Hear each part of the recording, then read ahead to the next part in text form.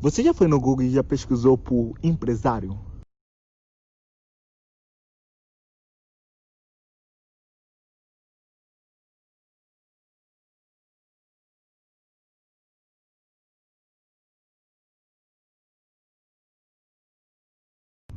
E você já foi no Google e já pesquisou por pessoas bonitas?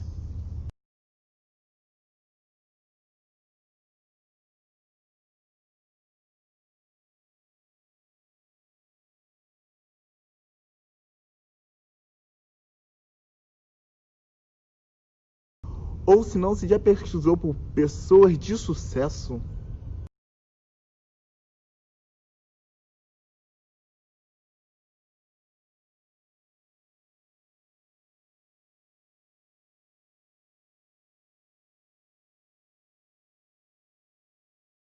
Essa daqui também é ótima. Você já foi no Google e já pesquisou sobre casais?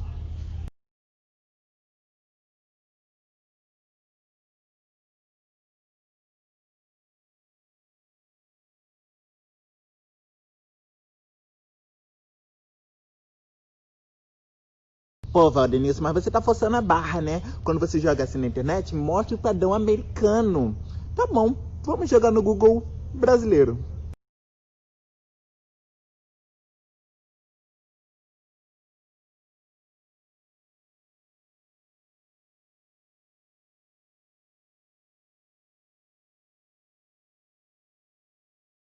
Eu tenho mais uma ainda. Você já jogou pessoa no Google? Qual é o referencial imagético de pessoa no Google? Pessoa.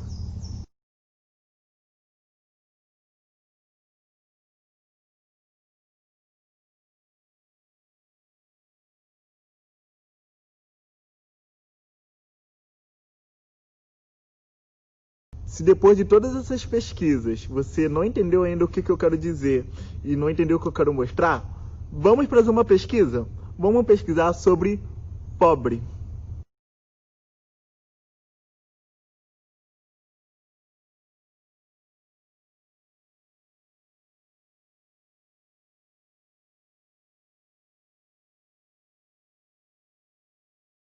Espero que você já tenha percebido que todas essas pesquisas mostram uma questão de raça, de etnia. Não aparecem pessoas de pele negra quando é considerado esses altos cargos ou positivos de status. Isso aí que você está falando não tem nada a ver, porque eu vi um negro ali, eu vi uma pessoa de pele negra ali, tinha 10 pessoas brancas e tinha um negro ali. Tinha, eu vi. De fato, tinha realmente pessoas de pele negra em algumas das ocasiões. Uma galera de pessoas de pele clara e um negro ali, né, batendo cota. Mas a nossa população, majoritariamente, é de que cor? Pequena observação e importante. No processo de colonização e de escravização do nosso país, eram direcionadas pessoas pretas e pardas. Pessoas negras são pessoas pretas e pardas. Segundo o IBGE de 2019, 56,2% da população brasileira se declara preta ou parda. Se declara, olha o caô, se declara. Se a maior parte da população brasileira é negra, por que nossas representações são brancas? Por que o negro é sempre exceção? Por que sempre tem uma galera branca e um negro? Por que há essa sensação de que as pessoas negras são minoria? Por que essa sensação que quem compõe a família brasileira, o país, são pessoas brancas? Não são. Por quê? Então, meu querido e querida, querides, vocês me entenderam? O nome disso é racismo estrutural, um projeto que deu muito certo no nosso país. Para quem ainda não assistiu a minha primeira sessão aqui nos meus stories aqui no Instagram sobre racismo, vai lá assistir, porque eu vou partir do pressuposto que você já entendeu sobre injúria racial e um pouco sobre racismo estrutural. Hoje eu vou aprofundar racismo estrutural. E aqui a gente precisa fazer algumas observações muito importantes. As condições no qual nós vivemos, o mundo ao qual nos rodeia, é fruto de um processo histórico e político. Quando nós olhamos para 1988, com a Lei Áurea, algumas observações precisam ser feitas sobre a libertação dos escravizados. Primeiro, o Brasil foi o último da América a abolir a escravidão. O último de um continente inteiro. O último país. E não vá achando que a princesa Isabel foi super boazinha em ensinar a Lei Áurea. Na verdade, houve muita pressão dos países de fora com o comércio daqui, falando que não é mais negociar aqui, porque era um absurdo aquilo. Terceira observação. A libertação dos escravizados foi uma libertação simbólica. Foi para os países, foi para os comércios, para pagar que o Brasil era cult. Mas a escravidão continuou. Quarta observação importante. Quando houve a libertação dos escravizados, não houve ressaciamento do seu trabalho de anos e séculos e das suas famílias, das suas gerações. Foi um pé na bunda e se vira. Quinta observação importante. Houveram ações políticas para que se realizasse no nosso país um processo de branqueamento, trazendo estrangeiros, tentando matar o máximo de pessoas de pele negras e tudo mais. Não tem o pombo? Exatamente, o pombo. Então, ele não é um animal típico das terras brasileiras. Ele é típico da Inglaterra, da Europa. Mas por que aqui na nossa cidade existem tantos pombos? Isso foi um projeto. Foi trazido para cá pombos para que aqui pudesse se transformar na Europa. Foi um projeto arquitetônico de europeização. Porque durante esse período da modernidade, o bom, o avançado, o moderno era o europeu, era o homem branco, enquanto o animal, o selvagem, era o negro. Então, tornar aqui mais europeu possível era um projeto. Então, encontrar com os pombos pela cidade são resquícios de um projeto arquitetônico racista. Você sabia disso? Se lembra que eu falei que os escravizados foram libertos com o pé na bunda? Então, eles precisaram ir para algum lugar. E eles foram para as periferias das grandes cidades. Os morros, que hoje nós chamamos de favela. Quando você chega aqui no Rio de Janeiro, no Leblon, Ipanema, toda a Zona Sul, você encontra uma galera branca, de pele clara. E na favela, pessoas negras. Isso é fruto do racismo estrutural. Se lembra que eu falei com vocês que o racismo não é só o xingamento, mas sim as condições materiais e políticas no qual nós vivemos? Era disso que eu estava falando. É fruto histórico. E a violência do racismo não é só aquela física que vem alguém, um branco, que me agride. Ou quando um branco me xinga. Mas sim as nossas referências, nossos ideais.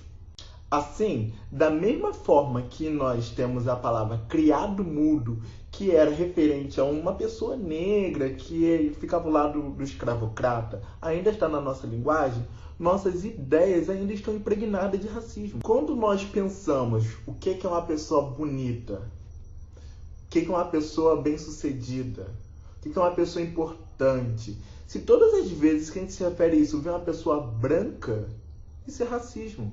Eu quero que você pense agora, nesse exato momento, as últimas crushes que você tiver, das pessoas que você achou super gatinha, que você ficou afim.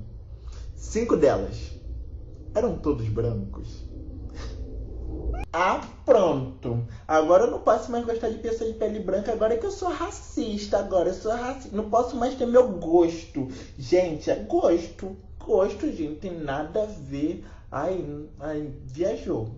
Gosto. Essa discussão de que é só o meu gosto é muito típica de uma galera que ainda não tomou consciência que nós crescemos e fomos ensinados em um ambiente racista, em uma estrutura racista. O que é bonito, o que é belo, o que é gostoso, o que é ruim, o que é prazeroso. Tudo isso está profundamente atrelado à nossa cultura e a nós. Não estou negando que existem processos psicológicos e psíquicos sobre o que é prazer e o que é desprazer, né? Estou estudando psicologia, né? Não vou falar uma merda dessa, convenhamos. Mas é ingênuo acreditar que existe uma essência essência de nós, uma coisa prévia a nós. Todos os nossos referenciais estão atrelados às nossas experiências e aos processos sociais. Não podemos esquecer de uma outra herança da branquitude, que ele é o bom, que ele é o puro, que ele é o honesto, que ele é o moral. Logo, ele nunca é racista. E se vocês estão ligados e assistiram e fizeram o dever de casa da última Stories, nós discutimos que essa coisa do racismo a gente coloca no outro e esquecemos que nós crescemos, nos desenvolvemos numa estrutura racial. Essa coisa de dizer que o racismo está lá e não em mim é uma forma de a gente ocultar tudo aquilo que tem de ruim dentro de nós. E você nunca poderá ser um belo aliado da causa se não se reconhecer como tal. O racismo é como uma doença. Se você não assume que existe doença em você, que essa doença está dentro de você, você nunca vai tomar os remédios da consciência para se curar. Por fim, todos esses processos políticos e históricos criou uma estrutura do nosso país, uma forma de organizar. Ou seja, imagine uma pirâmide, tá bom? Aqui no topo nós temos os privilegiados e mais abaixo os desprivilegiados. E agora aquela música faz todo sentido. E a verdade todo mundo já conhece, o de cima sobe e o de baixo desce. Bom, bom, bom, bom, bom. É fundamental que a gente se reconheça dentro da estrutura social do nosso país, aonde certas pessoas são mais privilegiadas e outras menos prestigiadas. Porque é isso, a galera branca que escravizou as pessoas negras, sequestrou, escravizou e torturou, matou as pessoas negras, fizeram fortuna com a mão de obra dessas pessoas e transmitiu a sua fortuna adiante. E as pessoas negras são herdeiras de todo esse fruto de violência, de pobreza, né? A pobreza foi passada de geração em geração por causa desse fruto histórico. Quando a gente se refere que você é racista, não é que você é uma pessoa ruim, de mau caráter, mas que você se privilegia, você tem ganhos com a estrutura da nossa sociedade. Você ganha com isso.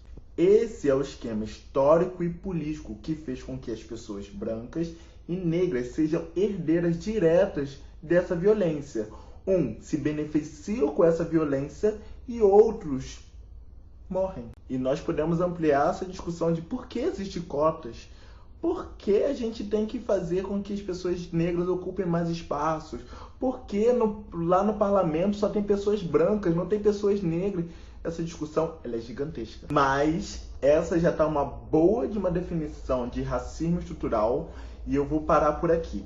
Espero que vocês tenham gostado, tenham curtido, depois me dê o feedback aqui e me falem depois aí se eu expliquei alguma coisa mal ou qualquer coisa do tipo. Eu voltarei com essas discussões sociais e políticas e todas as outras que eu já fiz estão nos meus destaques lá no Instagram. Meu @ é Valdenilson.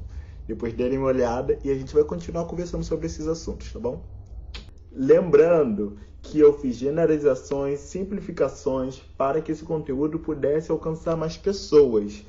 Esse conteúdo aqui nunca vai substituir um livro e estudo, então pesquisem.